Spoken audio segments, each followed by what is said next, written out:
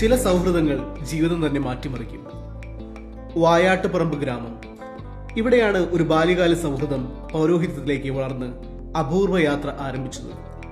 Nursery school മുതൽ ഒരേ class മുറിയിൽ ഒരേ ബെഞ്ചിൽ അക്ഷരങ്ങൾ എഴുതാൻ പഠിച്ച ചാക്കോയും മാത്യുവും അന്നവർക്കറിയില്ലായിരുന്നു ഈ കൈകൾ ഒരു നാൾ ബലിപീഠത്തിന് മുന്നിൽ സമർപ്പണത്തിന്റെ ചിഹ്നമാകുമെന്ന്. കളികളും ചിരികളും ചെറിയ തർക്കങ്ങളും കൂട്ടുകൂടലുകളും അങ്ങനെ വളർന്ന സൗഹൃദം കാലത്തിനൊപ്പം കൂടുതൽ ഉറപ്പു നേടി. ചെറുപ്പം മുതൽ എനിക്ക് തോന്നുന്നു പുള്ളി എവിടെ പോയാലും ഞാൻ പുള്ളിയുടെ കൂടെ തന്നെ ഉണ്ടാകും. രാവിലെ പള്ളി വരുന്നു, ഒരുപക്ഷെ ചിലപ്പോഴൊക്കെ ഇദ്ദേഹം ഭക്ഷണമൊക്കെ ആയിട്ട് വരുമ്പോഴത്തേനും ഞങ്ങൾ ഒരുമിച്ച് എൻ്റെ വീട് ഇവിടെ അടുത്താണ്, പുള്ളിയുടെ കുറച്ച് നടന്ന് ഇവിടെ എത്തണം. അപ്പോൾ ഞങ്ങൾ രണ്ടുപേരും അൾത്താരപാലന്മാരാണ്.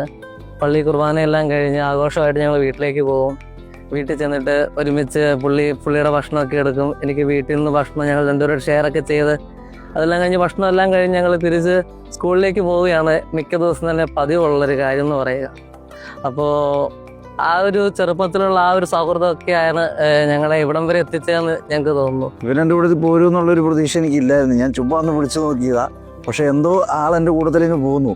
നമ്മൾ പറഞ്ഞ പോലെ പല വഴിക്ക് ഇതുപോലെ ഒന്നിച്ച് പോയിട്ടുണ്ടെങ്കിലും ഈ ഒരു പരിപാടിക്ക് ഇവൻ്റെ ഒരു സഹകരണം ഞാൻ പ്രതീക്ഷിച്ചിരുന്നതല്ല. കാരണം എല്ലാവർക്കും അങ്ങനെ താല്പര്യമുള്ള ഒരു കേസാകണമെന്നില്ല.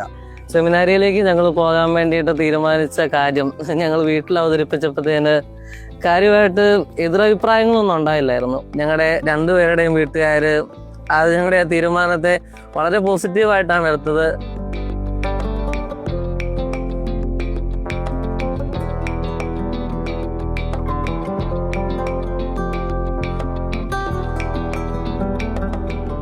സഭയിൽ ചേർന്നതിനാണെങ്കിൽ പോലും പലപ്പോഴും ഇവിടം വരെ എത്തും എന്നുള്ളൊരു പ്രതീക്ഷ പോലും കൃത്യമായിട്ട് എനിക്കില്ലായിരുന്നു. കാരണം പലപ്പോഴും നിർത്താം അല്ലെങ്കിൽ സ്റ്റോപ്പ് ചെയ്യാം എന്നുള്ളൊരു ചിന്തയുണ്ടായിരുന്നു. പക്ഷെ അന്നേരപ്പൊക്കെ ഇവനോട് ചോദിക്കുമ്പോഴും ഇവൻ പറയും, നിനക്ക് തോന്നുന്നുണ്ടെങ്കിൽ നീ നിർത്തിക്കോ, എന്നെ നോക്കണ്ട എന്നുള്ളൊരു രീതിയിൽ. കാരണം ഇവൻ നിൽക്കരുത്, ഇവൻ കാരണം ഞാൻ നിൽക്കരുത് എന്നുള്ളൊരു ചിന്ത ഞങ്ങളുടെ ഇടയിൽ ഉണ്ടായിരുന്നു. സെമിനാരിൽ പോയതിന് ശേഷവും ഞങ്ങൾ തമ്മിലുള്ള ആ ഒരു സൗഹൃദം എന്താ പറയുക, അതുപോലെ തന്നെ നിലനിൽക്കുകയായിരുന്നു. കാരണം നമുക്കെല്ലാവർക്കും അറിയാം, സെമിനാരിയിലേക്ക് ഫസ്റ്റ് ഇയറിലേക്കൊക്കെ ചെല്ലുമ്പോഴത്തേന് ആദ്യമേ തന്നെ ചെറിയ ചെറിയ ബുദ്ധിമുട്ടുകളും കുറച്ച് ദിവസമെങ്കിലും ചെറിയ ചെറിയ വീട്ടുകാരെ വിട്ട് പിരിഞ്ഞതിൻ്റെയും അതുപോലെ തന്നെ ചില ബുദ്ധിമുട്ടുകളും കാര്യങ്ങളൊക്കെ നമുക്കുണ്ടാകും. പക്ഷെ ആ സമയത്തൊക്കെ നമുക്ക് ഒന്ന് പങ്കിടാൻ വേണ്ടിയിട്ട് അറിയാവുന്ന ഒരാളുള്ളത് ഭയങ്കര സന്തോഷകരമായിട്ടുള്ളൊരു കാര്യമാണ്. തിരുപ്പട്ടം ഒന്നിച്ച് സ്വീകരിച്ച ആ ദിവസത്തെ ഒരു അനുഭവത്തെ പറ്റി പറയുകയാണെങ്കിൽ, അന്ന് രാവിലെ പിതാവുമൊത്ത് ദേവാലയത്തിൽ പ്രവേശിച്ച് പ്രാർത്ഥിക്കാൻ വേണ്ടി മുട്ടുകുത്തിയപ്പോൾ സത്യം പറഞ്ഞാൽ എൻ്റെ കണ്ണ് നിറയുന്നുണ്ടായിരുന്നു. കാരണം